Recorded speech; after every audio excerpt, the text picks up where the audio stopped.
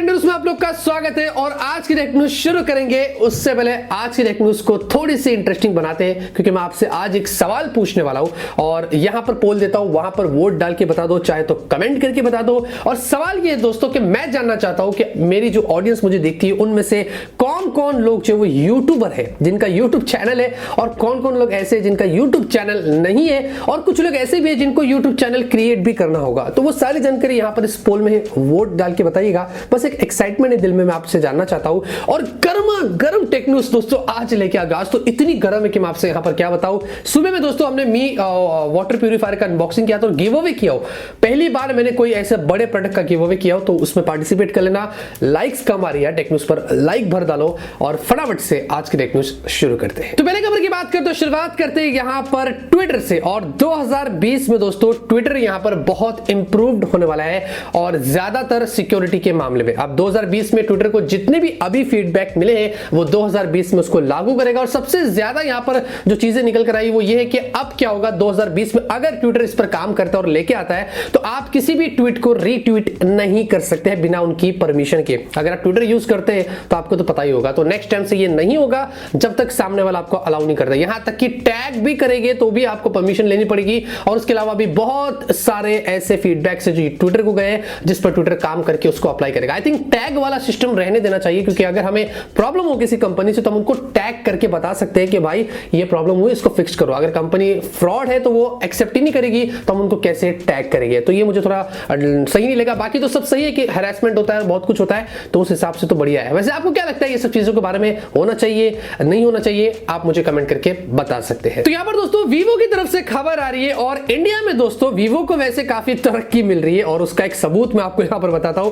Currently यहां पर दोस्तों वीवो ग्रेटर नोएडा में उनकी जो मैन्युफैक्चरिंग यूनिट है वहां पर 25 मिलियन स्मार्टफोन्स एनुअली यानी कि हर साल जो वो प्रोड्यूस करता है, अब उसको बढ़ाकर 33 मिलियन यूनिट्स पर लेके जा रहा है। जी हां, यहां पर 7,500 करोड़ का वो इन्वेस्टमेंट कर रहा है इन चीजों के अंदर, जहां पर 2000 लोगों को और वो हायर करेगा। तो अच्छी बात है कि 2000 लोगों को जॉब मिलेगी और मिला के टोटल 10,000 एम्प्लॉइज, मतलब जो लोग काम करते हैं वीवो के साथ, उनकी तादाद इंडिया में यहां पर हो जाएगी। तो वीवो को काफी फायदा हो रहा है इंडिया में, जो अपने प्रोडक्शन को वो यहां पर इंप्रूव कर रहा है, इंक्रीज कर रहा है स्मार्टफोन्स के मामले में। वैसे दोस्तों एक और चीज ये है कि चाइना के अंदर दोस्तों वीवो सैमसंग का एक बहुत बड़ा इवेंट होने वाला है 5G से रिगार्डिंग, और वहां पर दोस्तों सैमसंग के EXYNOS 980 5G चिप का वीवो इस्तेमाल करेगा अपने स्मार्टफोन्स पर। और ऐसा बताया जा रहा है कि उसी इवेंट में वीवो का X30 और X30 Pro भी अनवील्ड किए जाएंगे, जिनमें क्वाड कैमरास होंगे, 64 मेगापिक्सल होगा और क्या कुछ नहीं, मतलब काफी प्रीमियम फ्लैगशिप फोन होंगे। उनमें ये सैमसंग के EXYNOS 980 5G की चिप लगेगी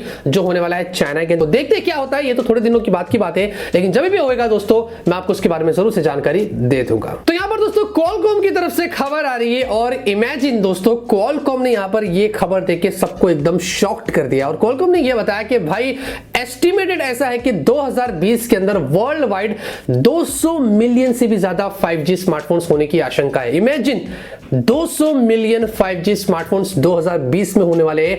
हम सब उसका इस्तेमाल करेंगे, उम्मीद करते हैं कि इंडिया में भी तब तक आ जाए। और इसमें हमें पता है 5G 4G से 100 गुना ज्यादा फास्ट है। आप डाउनलोड हाई स्पीड में कर सकते हैं, ऑनलाइन गेम स्ट्रीम कर सकते हो, क्या कुछ नहीं कर सकते। और सबसे ज्यादा बताया जा रहा है कि जो फास्टर टेक्नोलॉजी इस 5G में जो अप्लाई करेगा वो देगा वो है एप्पल। जी हाँ, ऐसा क्वालकॉम ने बताया, क्योंकि एप्पल भी क्वालकॉम का ही जो वो क्लाइंट है, क्योंकि एप्पल भी उससे ही चिप लेगा। तो बहुत सारी कंपनीज इसके ऊपर लगी हुई है, बस वेट करते कि इंडिया में कभी आएगा दोस्तों।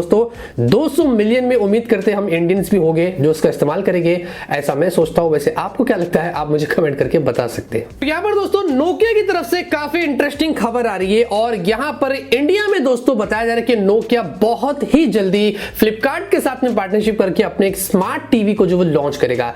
जी हां, पहली बार फाइनली नोकिया का स्मार्ट टीवी भी आ रहा है और वो हमें इंडिया में एक्सक्लूसिवली यहां पर जो वो देखने को मिल सकता है। हालांकि कोई नई बात नहीं है, मोटोरोला का भी टीवी पहली बार ही आया था और उन्होंने फ्लिपकार्ट के साथ में पार्टनरशिप करके लाया था। और अब यहां पर खबर आई है, अंदर से ही खबर आ रही है, फ्लिपकार्ट की तरफ से ही पता चल रहा है कि फ्लिपकार्ट ने हारमन के साथ में टाई अप किया है, जहां पर वो बताया जा रहा है कि JBL की साउंड की जो टेक्नोलॉजी होगी वो नोकिया के इन स्मार्ट टीवीज में आपको मिलेगा। मतलब जो टीवीज आएंगे उनमें बहुत हाई क्वालिटी आपको ऑडियो मिलेगी। बस यही खबर निकल कर आई है, बाकी की और जानकारी नहीं मिली है। लेकिन इतना तो कंफर्म है कि नोकिया की भी स्मार्ट टीवीज आपको बहुत ही जल्दी, वो भी इंडिया में सबसे पहले जो वो देखने को मिलेंगे। मैं सुन के बहुत खुश हो गया, काफी एक्साइटेड हूं मैं। वैसे क्या आप एक्साइटेड है?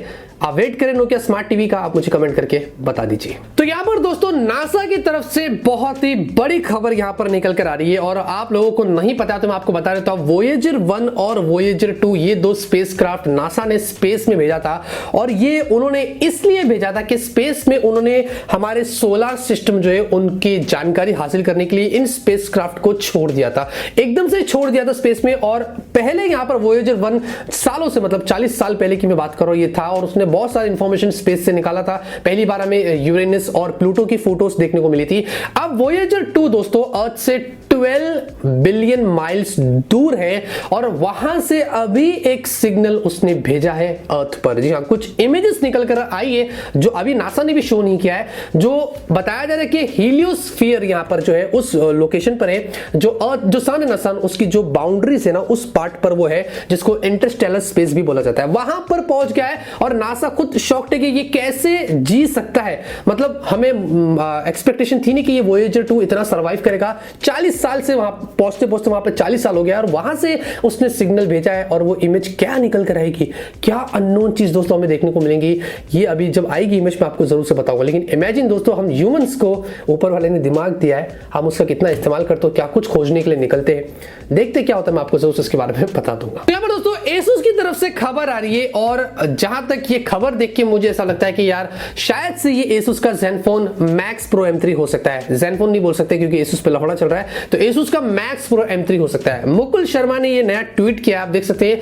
कुछ उन्होंने नए फोटो बताए Asus की अपकमिंग स्मार्टफोन की, जिसमें कोई नॉच नहीं है सामने, पीछे डुअल कैमरा से, और सामने आपको इसमें मैकेनिज्म, स्लाइडर मैकेनिज्म भी देखने को मिलता है। आप देख के तो ऐसा लग रहा है कि एक फ्लैगशिप फोन है, शायद से 6G का सक्सेसर Asus 7C होगा, लेकिन कहीं कहीं ऐसा भी लग रहा है कि Asus का Max Pro M3 भी हो सकता है, जो Asus शायद से इसको बजट कैटेगरी में लेके आ जाए, स्लाइडर मैकेनिज्म के साथ में कुछ भी कर सकता है, क्योंकि Asus कंपीट करने के लिए जब आता है तो बहुत कुछ सस्ते में दे देता है। तो क्या लगता है दोस्तों, Asus का Max Pro M3 या Asus का 7C होगा? जो ये फोटो देख के वो आप मुझे जरूर से कमेंट करके बता सकते हैं। तो यहाँ पर दोस्तों Xiaomi की तरफ से खबर आ रही है, और दोस्तों ये खबर सुनने के लिए मैं जानता हूं आप बहुत बेताब है, खून उबलता है आपका, खून मेरा भी उबलता है, लेकिन देना पड़ता है, क्या करें। वैसे दोस्तों Poco F2 की तरफ से बड़ी लीक निकल कर आ रही है, और ऐसा बताया जा रहा है कि Poco F2 इसी साल के एंड में हमें इंडिया में देखने को मिलेगा।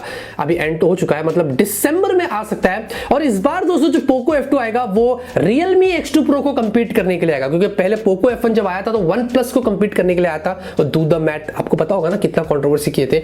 इस बार Realme X2 Pro को कंपीट करने के लिए आएगा। Realme X2 Pro इंडिया में 20 नवंबर को आ रहा है, 25 से 30 के बीच में प्राइस होगी। आई थिंक उससे थोड़ी कम प्राइस पर आपको Poco F2 मिलेगा, स्नैपड्रैगन 855 प्लस के साथ में, जो कुछ ऐसी खबरें निकल कर आ रही है। बहुत एक्साइटेड हूं दोस्तों Poco F2 की। जब मैंने खबर सुना तो मैं खुश हो गया, लेकिन फिर मैंने बोला ऑल इज वेल, कुछ भी हो सकता है, हमें कुछ नहीं पता। वैसे क्या लगता है दोस्तों, Poco F2 इस साल हमें देखने को मिल सकता है? वो आप मुझे कमेंट करके बता सकते हैं। क्या आपको पता है कि दोस्तों YouTube के ऊपर डेली 100 मिलियन से भी ज्यादा लोग ऐसे हैं जो सोशल एक्शन में जो वो पार्ट लेते हैं। इसका मतलब अगर आप YouTube पर आए, आपने लाइक कर दिया तो आपने उसमें पार्ट ले लिया, आपने कमेंट कर लिया, आपने शेयर कर लिया तो आपने उसमें पार्ट ले लिया, सिवाय वीडियो देखने के। तो ऐसे 100 मिलियन से ज्यादा लोग हैं जो इस एक्टिविटी में रोज पार्ट लेते हैं। तो आज की न्यूज़ में खत्म होती है। उम्मीद करता हूं आपको आज की न्यूज़ पसंद आएगी। अगर आपको पसंद है तो जरूर इस वीडियो को लाइक करिए। मैं से आप लोगों के लिए डेली टेक न्यूज़ आता रहूंगा, आप लोगों को ऐसे ही अपडेट करता रहूंगा। मिलते हैं आपसे अगले वीडियो में एक नए वीडियो के साथ। Till then have a great day and always keep smiling. एक चीज दिखाना है दोस्तों आपको, जाना नहीं, वेट,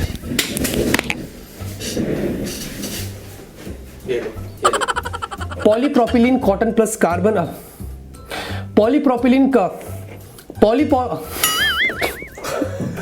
पॉलीप्रोपिलीन कॉटन प्लस का एक्टिवेटेड कार्बन इसको बोलते हैं, जो का एक्टिवेटेड कार्बन, पॉलीप्रोपिलीन का देखा